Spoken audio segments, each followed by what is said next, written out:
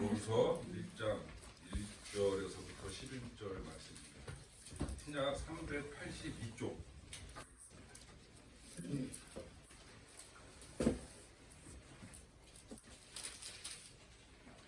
조금 힘드시더라도 다 같이 합독을 해서 읽었으면 참 좋겠습니다. 시작.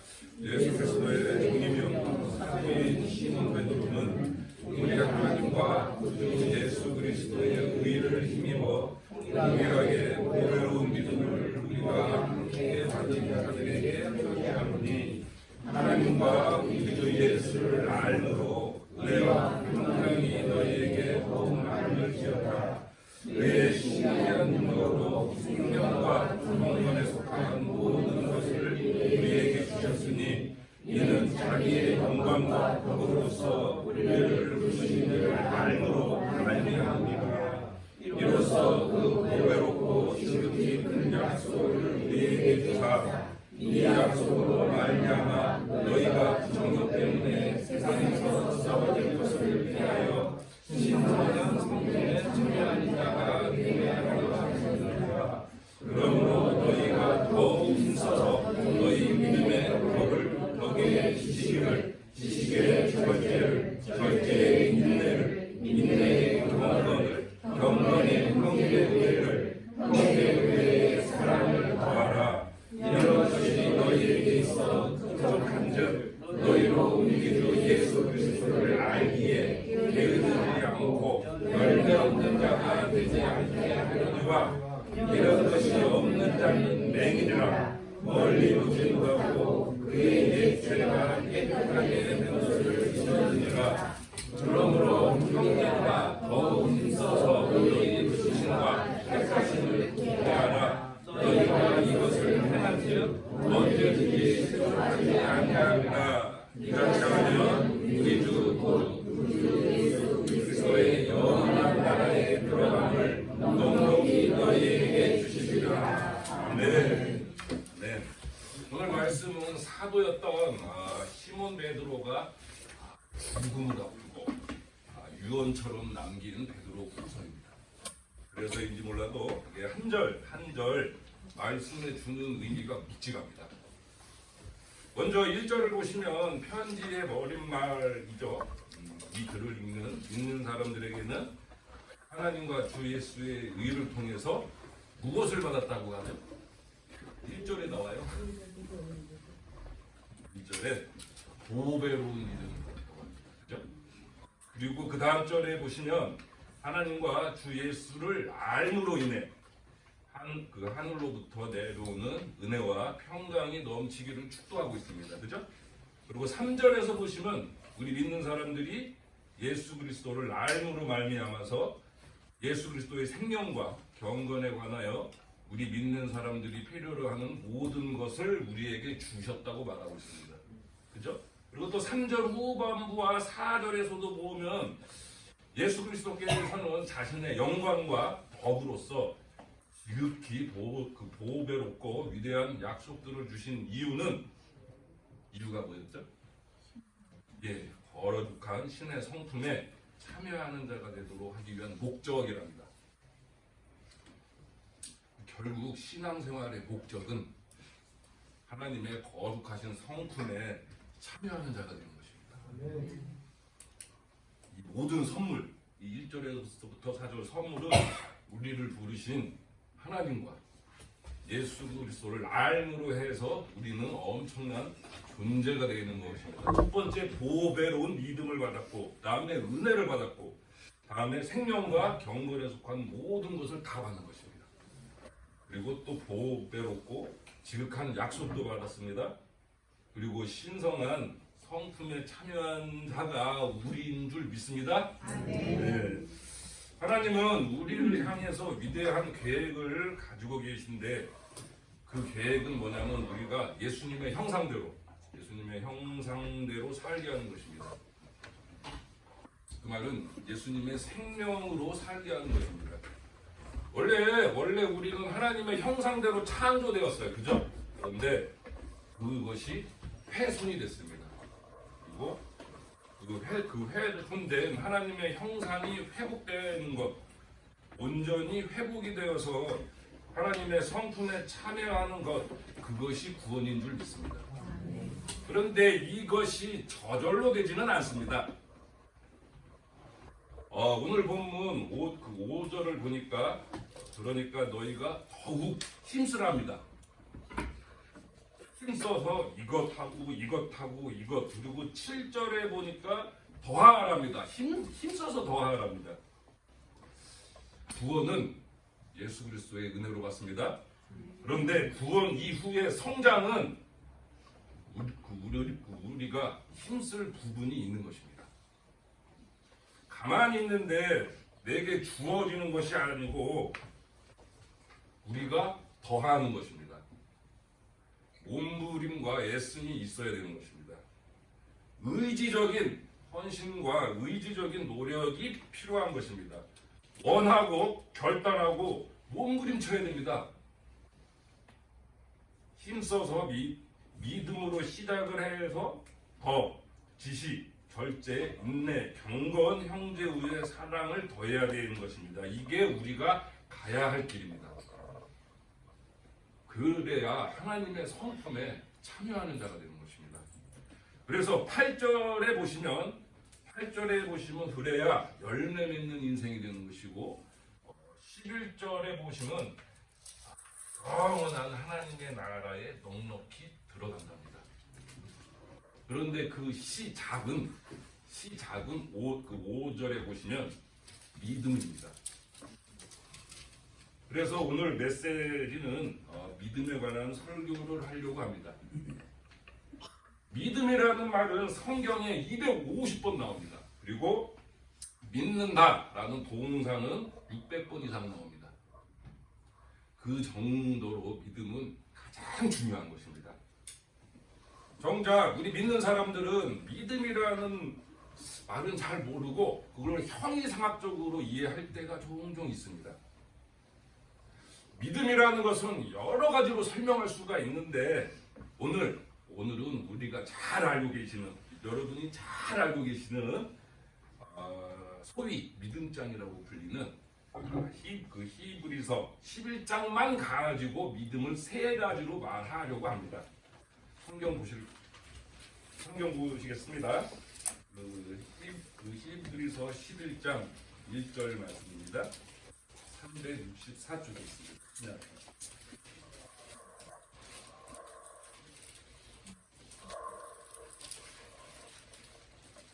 364쪽에 있습니다. 이미 믿음에 관해서 우리 성도분들께서 잘 알고 계시지만 다시 한 번 들음으로 해서 은혜 받는 시간이 되기를 원합니다. 자, 1절 다 같이 합독하시겠습니다. 시작. 믿음은 바라는 것들의 실상이요 보이지 않는 것들의 증거이니. 이것이 믿음에 대한 성경의 정의입니다. 영어 성경으로 1절 말씀을 지적해 보면은 나는 확신하는데, 우리가 소망하는 것을 확신하는 것이고 또 보지는 못하지만 그것을 확신하는 것이라고 말합니다. 핵심 단어가 확신입니다. 보지는 못하지만 우리가 바라는 것을 확신하는 것이 믿음이라고 그러면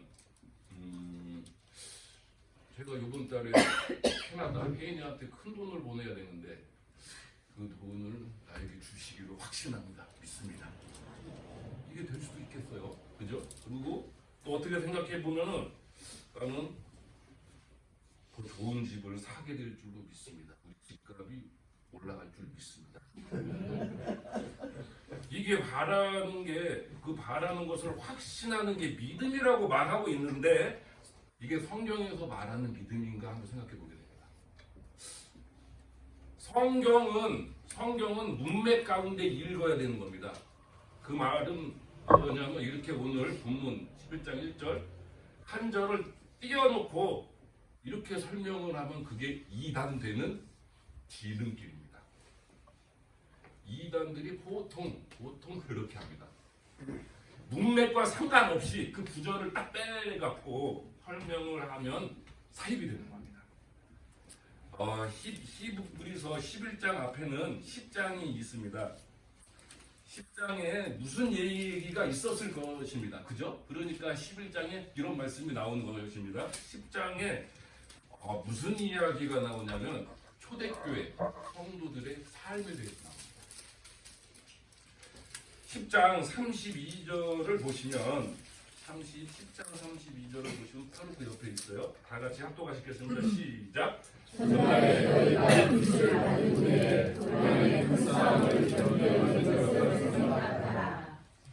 예, 이게 초대교회 성도들의 삶이었습니다. 그 다음 33절을 또 다 같이 한번 합독하시겠습니다. 시작. 복은 위안과 하나님으로서 사람에게 경건이가 되고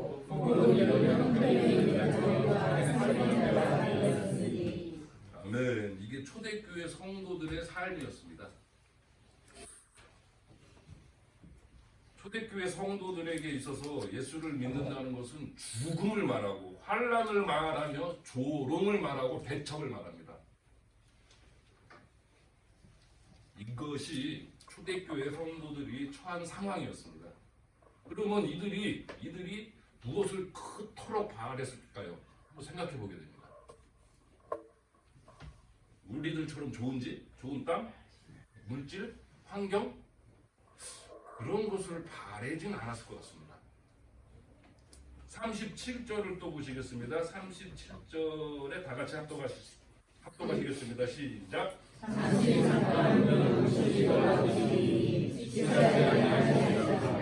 아멘. 박해받던 그 초대교회 성도들이 그토록 바랬던 것은 예수 그리스도의 재림이었습니다. 예수님이 다시 오신다는 하나님의 그 약속이었습니다. 지금 현재 내가 환난과 박해를 당하나 이 모든 환난을 끝나게 하실 보이지 않는 그 하나님의 그 약속, 그것을 진실로 말했던 것입니다. 보이지 않는 하나님, 보이지 않는 예수님을 그 바라던 그 분을 실상으로는 보이지는 않지만 확신하고 실상으로 사는 것, 그게 바로 믿음이라는 것입니다. 믿음이 뭐냐면 보이지 않는 하나님, 본 적이 없는 하나님을 마치 눈에 보이는 것처럼 확신하고 사는 것이 믿음이라는 것입니다. 저 하나님 본 적 없어요. 그죠? 여기 계신 사람 중에 그 누구도 하나님을 보시는 분은 없을 것입니다. 하나님은 우리 눈에 보이는 분이 아닙니다. 믿음 없는 사람들한테만 하나님이 안 보이는 게 아니라 믿음 있는 사람들도 하나님은 안 보여요. 믿음 있는 사람과 믿음 없는 사람의 차이는 하나님을 봤느냐 안 봤느냐가 아니라 다 안 봤거든요. 믿는 사람들은 그 보이지 않는 하나님을 마치 보이는 것처럼 확신하고 사는 거예요. 성경의 예를 들어보겠습니다. 요셉, 믿음의 사람입니다. 보이지 않는 하나님을 보이는 것처럼 믿고 산 사람입니다. 아시다시피 보디발의 아내가 남편이 없는데 유혹합니다. 너하고 나밖에 없으니까 나랑 같이 있자. 그때 요셉은 어떻게 말을 하냐면, 내가 어찌 큰 악을 행하여 우리 주인 보디발에게 득지하리까 라고 했습니까? 네, 맞습니다. 내가 어찌 큰 악을 행하여 눈에 보이지는 않지만 그 하나님이 마치 내 눈 앞에 있기에 나는 하나님 앞에서 범죄할 수 없다라고 말하고 있습니다. 그 요셉에게 하나님은 실상이었어요. 그 하나님이 눈에 보이지는 않지만 실제로 내가 의식이 되는 겁니다. 여호수아와 갈렙도 마찬가지입니다. 그 12명의 정탐꾼들 이야기 알고 계시죠? 그죠? 그중 10명은 부정적인 보고를 합니다. 자기들 눈에 보이는 현실을 말합니다. 거인들, 아낙 족속들, 우린 메뚜기다. 근데 여호수아와 갈렙은 무슨 이야기를 하냐면 하나님 이야기를 합니다. 이들에게 하나님은 실상이거든요. 여호와를 기억하라. 또 그 땅 백성들을 두려워하지 말라. 그들은 우리의 먹이라. 그들의 보호자는 그들에게서 떠났고 여호와가 우리와 함께 하시니 두려워하지 말라라고 말합니다.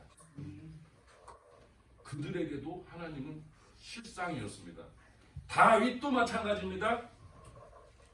그 다윗도 눈에 보이지 않는 하나님을 마치 눈에 보이는 것처럼 살았습니다. 시편 23편에서 말합니다. 내가 사망의 음침한 골짜기를 다닐지라도 해를 두려워하지 않을 것은 주께서 항상 나와 함께 하시니라. 내가 사망의 음침한 골짜기를 다닐지라도 그게 실상입니다. 그런데 그에게는 또 다른 실상이 있습니다. 주께서 나와 함께 하시니라. 그 다윗, 그 사람의 눈에는 하나님은 보이지 않지만 하나님이 의식이 되는 것입니다. 주께서 나와 함께 하신다라는 거예요. 먼 곳에 계시는 하나님이 아니라 죽고 나서 만나는 하나님이 아니라 지금 현재 내 곁에 계신 하나님, 이런 사람들을 보고 믿음의 사람이라고 하는 것입니다. 골리앗이 왔을 때, 골리앗이 쳐들어왔을 때 사람들이 되게 무서워했습니다. 왜냐하면 그들 눈에 보이는 실상은 거인 골리앗인 것입니다. 근데 다윗은 뭐라고 말을 하냐면 저가 누구기에 살고 계신 하나님의 군대를 모욕하느냐. 그에게 하나님은 실상이었던 것입니다. 그리고 또 전쟁을 할 때 그 왕, 다윗 왕은 이렇게 말합니다. 내가 주를 의뢰하고 적군을 향해 달리며 내 하나님을 의지하고 담을 뛰어 넘나이다. 아멘입니다. 믿음의 사람들이 누구냐면 하나님을 본 사람들이 아닙니다. 보이지 않는 하나님이 항상 의식이 되는 사람, 항상 내 눈앞에 계신 것처럼 느끼고 사는 사람들입니다. 히브리서 11장이죠. 11장에는 이러한 사람들의 이름이 가득합니다. 특히 우리가 잘 알고 있는 사람들입니다. 아벨, 에녹, 또 노아, 아브라함, 사라, 이삭, 요셉, 모세. 너무 많으니까 11장 32절에 보시면 이렇게 주어집니다. 내가 무슨 말을 더하리요? 기드온, 바락, 삼손, 입다, 다윗 및 사무엘의 일을 말하려면 내가 시간이 부족하리로다. 아멘입니다. 이 모든 사람들이 보이지 않는 하나님을 마치 눈에 보이는 것처럼 확신하고 의식하고 살았던 사람들입니다. 기왕 우리도 예수님 믿는 거 잘 믿었으면 좋겠습니다. 이러한 믿음의 선진들처럼 보이지 않는 하나님을 날마다 의식하면서 사시기를 주님의 이름으로 축원합니다. 두 번째로 히브리서 11장에 말하는 믿음이란 보지 못하는 것들의 증거랍니다. 다 같이 2절을 합독하시겠습니다. 시작. 선지자들로서 증거를 얻으리라. 아멘. 믿음의 선조들은 단지 눈에 보이지 않는 하나님을 눈에 보이는 것처럼 확신하면서 살았을 뿐만 아니라 다 증거를 갖고 살았답니다. 증거, 이게 헬라어로 말티리온이라고 하는 건데 증거는 두 종류가 있습니다. 어떤 게 있죠? 심증이 있고 물증이 있습니다. 심증하고 물증이 있는 것입니다. 근데 여기 본문, 여기 증거는 말추리온, 그게 법정 용어입니다. 법정 용어는 어떤 것을 말하는 거죠? 물증이라는 것입니다. 이들은 하나님이 살아계신다는 물증을 다 가지고 있었다라는 얘기입니다. 지금 시대의 경찰들이 범죄 용의자를 검거할 때 물증 가지고 잡지 심증으로는 잡지 않습니다. 그죠? 너 되게 기분 나쁘게 생겼어. 너 범죄자처럼 생겼네. 하고 범죄자 잡지 않습니다. 확실한 물증을 가지고 있습니다. 그런데 놀랍게도 오늘 본문에서는 그 단어를 쓰고 있습니다. 다 하나님이 살아계시는 확실한 증거를 가지고 살았다라는 것입니다. 지금 우리 믿는 사람들도 하나님을 믿을 때 감으로 믿지 않습니다. 느낌으로 믿지 않습니다. 다 실은 우리도 증거를 가지고 있습니다. 하나님이 살아계시다는 증거가 다 있어야 됩니다. 우리식으로 표현을 하면은 간증이 있어야 됩니다. 킹 제임스 성경에는 그 헬라어인 이 말추리온 이 물증의 증거 그거를 간증이라고 번역하고 있습니다. 절대로 우리 하나님은 우리 믿는 사람들에게 아무 증거도 보이지 않은 자시고 덮어놓고 믿으라고 하시는 분이 아닙니다. 반드시 하나님은 한 사람 그 인생에 살아계심을 증거하고 한 사람 삶의 간증거리를 주십니다. 내 인생에 아니면 우리 성도들 인생 가운데서도 이러한 경험은 있을 것입니다. 아, 이거 내가 한 게 아니야. 아, 정말 하나님이 살아계신다. 이거 하나님이 아니고 할 수 없는 일이었다. 그러한 간증거리가 분명히 다 있을 것입니다. 저도 확실히 있습니다.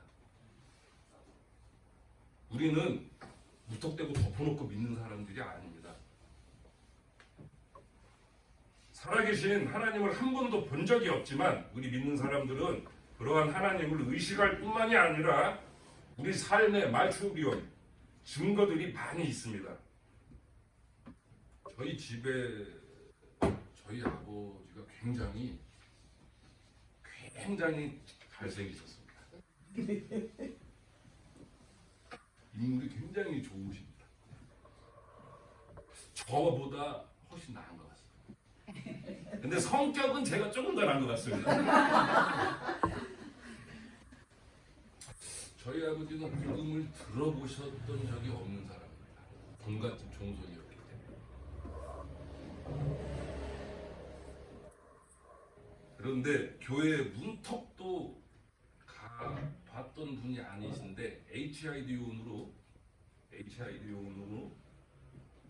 부파 1960년대에 부파가 되셨다가 7명이 넘어가는데 싹 죽고 아버지도 시체인 줄 알았답니다. 여튼 혼자 살아 돌아오셨습니다. 그 뒤에 목사님이 되셨습니다. 근데 제가 조금 더 착한 것 같아요. 근데 제가 아버지를 무시를 못하는 이유가 확실한 증거를 가지고 있기 때문에. 그게 총상자금입니다. 그게 인공으로 되셨습니다. 확실한 증거입니다. 그게 저희 아버지의. 성경에서도 보면 다윗을 보시면 골리앗과 싸우러 가기 전에 사울왕 앞에서 다윗은 말합니다. 사울이 아니 너 어떻게 그 골리앗을 너가 할 수가 있겠어? 할 때 그 다윗은 이런 이야기를 합니다. 내가 옛날에 양을 치는데 곰이나 사자가 그 양을 물어가면 내가 쫓아가서 그것을 빼들어왔다. 그러면서 말추리온 증거를 하나 꺼냅니다. 여호와께서 나를 사자의 발톱과 곰의 발톱에서 건져내셨은즉 그래서 지금 그 하나님이 나를 이 블레셋 사람의 손에서 건질 것이다. 분명히 증거를 꺼내는 것입니다. 그 사람은 하나님이 나와 함께 하신다라는 물증을 가지고 있었다라는 것입니다. 물증을 꺼내든 것입니다. 믿는 사람들은 다 말추리온이 있습니다. 증거가 다 있습니다. 예수 믿는 것은 받은 증거가 많다라는 것입니다. 지금 당장은 내 눈에 보이는 증거가 없을 수도 있습니다. 그러나 이미 얻은 증거들이 있을 것입니다. 근데 아무리 생각해봐도 내가 지금까지 예수를 평생 믿는다고 했지만 어떠한 증거들이 없고 또 어떠한 간증거리도 없다? 탄식하셔야 될 것입니다. 아니면 이미 주셨는데 잊어버린 것일 것입니다. 하나님이 안 주셨을 리가 없습니다. 하나님이 아니라면 일어날 수 없는 일들이 내 삶에 분명히 있는데 누가 복된 자냐면 그 체험 간증을 간직하고 간증하는 자가 복된 자이고 그걸 잃어버리고 불평하는 자들이 문제일 것입니다. 하나님의 분노를 우리는 이해해야 됩니다. 하나님이 언제 분노하시는지를 잘 보셔야 됩니다. 많은 은혜를 줬는데 우리가 망각할 때 분노하십니다. 그 이스라엘 백성들을 향한 하나님의 분노, 많은 말주리온 증거를 줬는데 많은 증거를 줬습니다. 출애굽할 때에 10가지 초자연적 재앙을 보여주십니다. 그리고 홍해가 그 앞에서 갈라집니다. 아침에는 만나가 내립니다. 가끔 매출하기 때가 와서 육식도 허락하십니다. 구름 기둥과 불 기둥으로 인도하십니다. 한마디로 그때 당시 이스라엘 백성의 삶은 말주리온 증거들 가득 찬 삶이었습니다. 그런데 이스라엘 백성들은 매일 불평합니다. 맨날 하나님을 의심하는 겁니다. 이게 얼마나 웃긴 줄 알게 돼요? 진짜 웃긴 거예요. 아침에 일어나면서 만나를 먹으면서 하나님이 살아계시나? 시원한 구름 기둥 밑에 있으면서 하나님이 살아계시면 모르겠다. 불기둥 밑에 거하면서 하나님께서 우리 진짜 도우나? 이렇게 사는 겁니다. 가나안 땅에 정탐을 간 10명의 정탐꾼을 하나님께서는 생명을 앗아가십니다. 그죠? 하나님께서 분노하신 것입니다. 왜냐하면 그 10명의 그 사람들은 그러면 안 되는 사람들이었어요. 그 10명의 정탐꾼들이 한다는 이야기가 우리는 가나안에 못 들어간다. 우리는 메뚜기다. 그리고 그 땅을 악평합니다. 그죠? 그래서 이스라엘 백성을 다 낙담하게 만듭니다. 수많은 증거들을 보고도 그 증거들을 다 깔아 뭉갭니다. 그리고 그들은 하나님께서 생명을 앗아가십니다. 그들이 왜 죽임을 당했냐? 가만히 생각하면 그들은 다 장남이었습니다. 족장은 다 장남이거든요. 그때 출애굽 사건 때 장남이 받은 특별한 은혜가 있습니다. 그게 뭘까요? 예, 맞습니다. 유월절 날에 하나님께서 명령을 하나 주시는데 한 가족별로 양 한 마리를 주기라고 그럽니다. 그리고 양의 피를 좌우 설주에 발라놓으라 합니다. 근데 그게 왜 중요하냐면 그날 밤 죽음의 사자가 넘어가는데 그 피를 보고 넘어가는 것이기 때문에 그 피가 발라지지 않는 곳은 누가 죽죠? 장남이 죽습니다. 그날 밤을 생각해보면 상상해보면 저기서 이제 곡소리가 났을 것입니다. 그 곡소리를 누가 가장 진지하게 들었을까요? 장남입니다.